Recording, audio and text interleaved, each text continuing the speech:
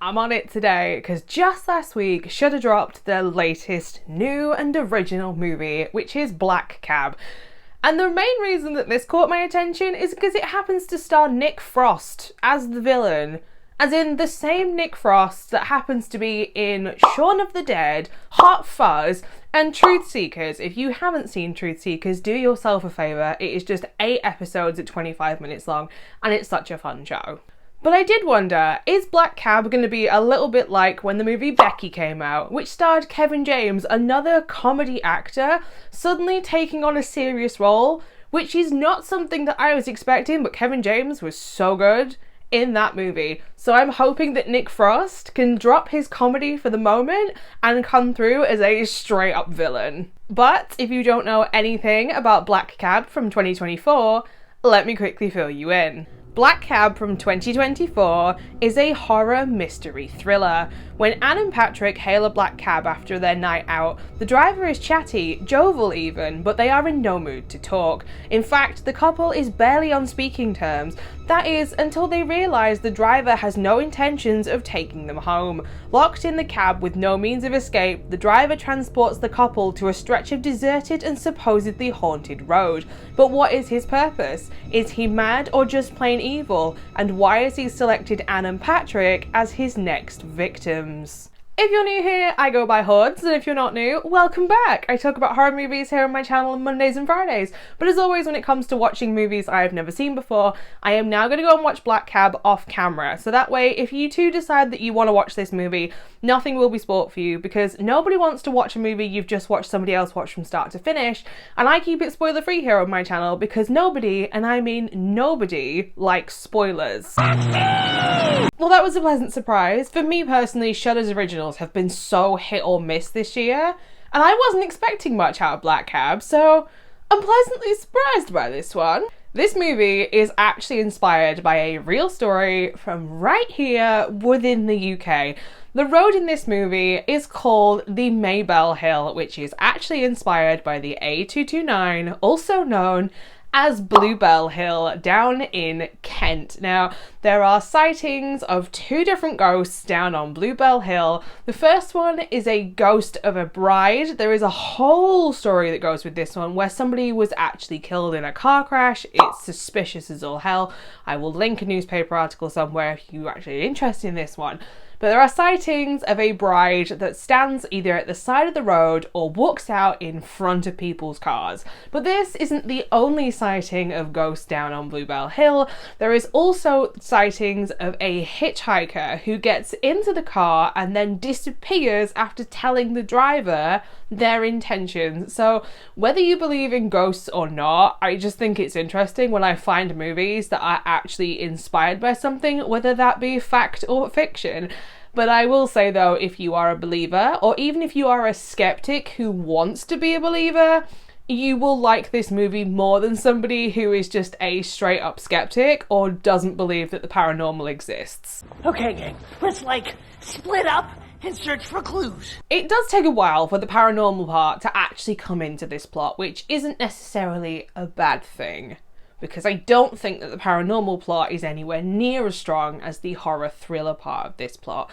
The first, say, 55 minutes is mostly Anna and Patrick in Ian's cab after they have been taken hostage while they are heading off to an unknown location which only Ian knows.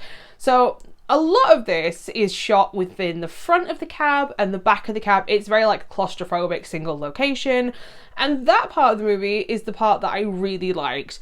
And then we get to the hour and 10 minute mark. The hour mark is really where the paranormal stuff comes into it, but the hour and 10 minute mark is when it really comes into it fully for about 10 minutes, and it's at this point that it becomes quite muddy as a plot. And I also don't think that the ending is necessarily the greatest.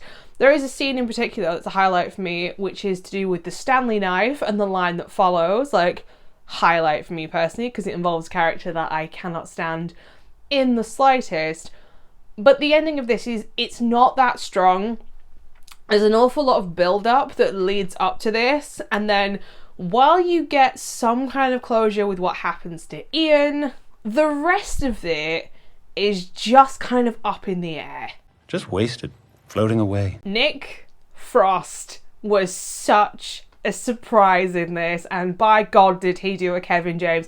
He is scary as hell in this as Ian the cabbie driver. He is like the uncle that you are glad is not within your family, because in a split second he can go from like slightly insane to full-on psychopath. And what makes this slightly worse is the fact that he still has like emotions and a sense of empathy about him. Like, he's aware that what he's doing isn't necessarily the right thing to do, but he also knows there is a reason why he's doing it. I can't elaborate more on this because massive spoilers, but just know that he is the absolute highlight in this. Like, performance-wise, nobody else comes close, and I was so surprised to see an actor that I know mostly from comedies give me full-on menacing villain. Patrick, the fiancé, is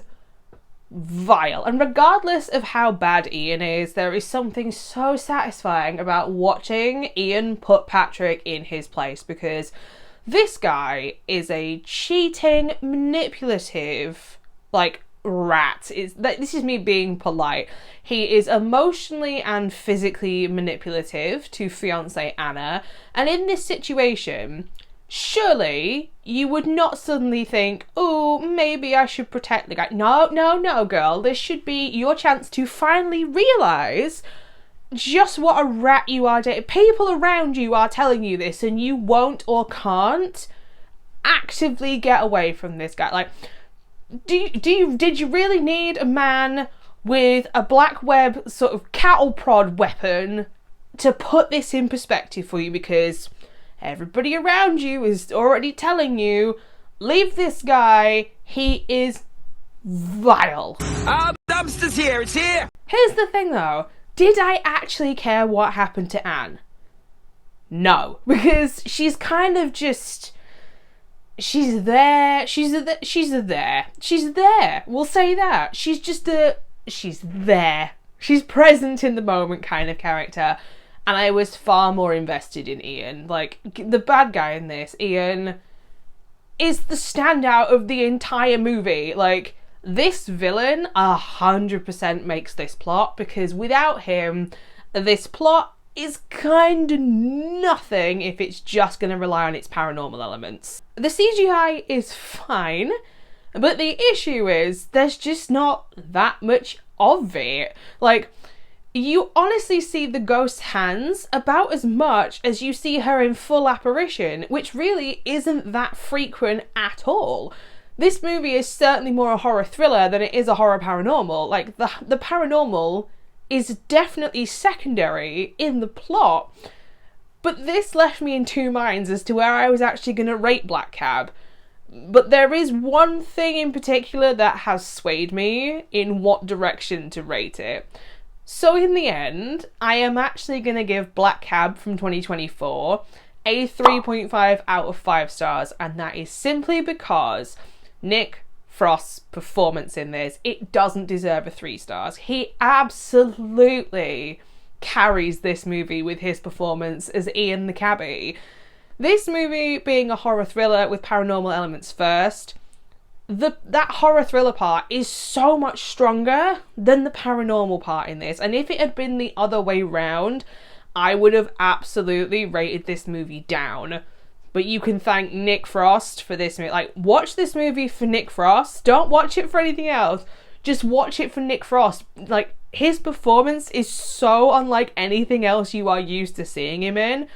And I have to give major props to that, because when you're a comedy actor, to suddenly come across as incredibly menacing and sinister, I have to give props for that. Editing Hordes here. After sitting with this one for a few hours, I am actually going to knock this one from a 3.5 down to a 3 stars. As much as I think that Nick Frost is great in this movie and that the thriller part of this movie is great, the rest of it is just kind of a bit meh and does actually let the rest of this movie down. So there you have it, my initial thoughts and my review for my first time watching Black Cab from 2024. If you've also seen this movie, I would love to know what your thoughts and opinions are on this one down in the comment section down below. And if you are interested in watching this one at the moment, I believe it is streaming exclusively on Shudder.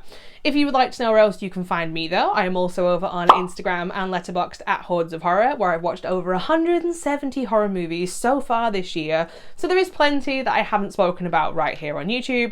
But speaking of YouTube, I'll be back on Monday with another solo movie review, and this time it is another 2024 release.